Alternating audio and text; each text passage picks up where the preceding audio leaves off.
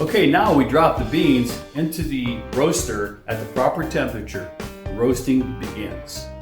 I'm going to follow a profile that we developed as a new roaster. We had to develop a profile for each one of our coffees. Every single origin has its own profile based on where it comes from, how you want to roast it, and what it's supposed to taste like.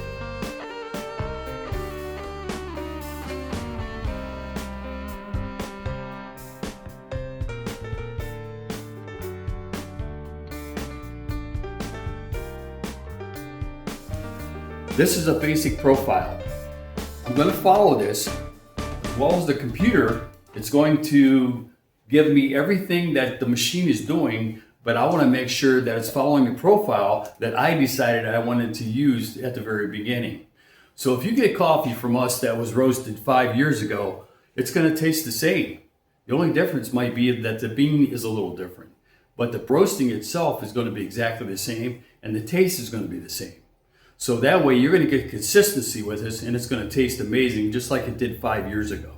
That's one of the things we get. One question we get asked all the time is, hey, my coffee tastes amazing. It tastes like it did 5 years ago. That's because we're roasting it the same. That's because we want it to taste the same. And we're going to follow our profile to make sure that you're getting exactly what you want in your coffee every single day. So we follow our profile.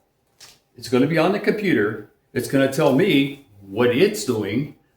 And I'm going to follow my profile to make sure it's doing what I want it to do.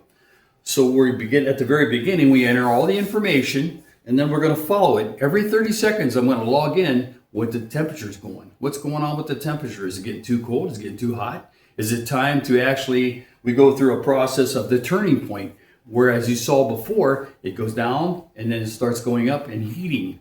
That's called the turning point. So we want to make sure the turning point is where it should be. That's usually pretty consistent and usually you don't have a problem with that. It goes pretty simple. Then we go on through the process and we're going to go through the airflow and the temperature has to follow the certain route. As it goes along, it will go through the process all the way to the very finish. There's different steps where the airflow will change during the actual roasting process. This is done automatically with this automatic machine. Our other IR5 Dietrich, we have to do it manually. So it could be a manual machine, it could be an automatic machine. We still know how to roast it. It doesn't matter.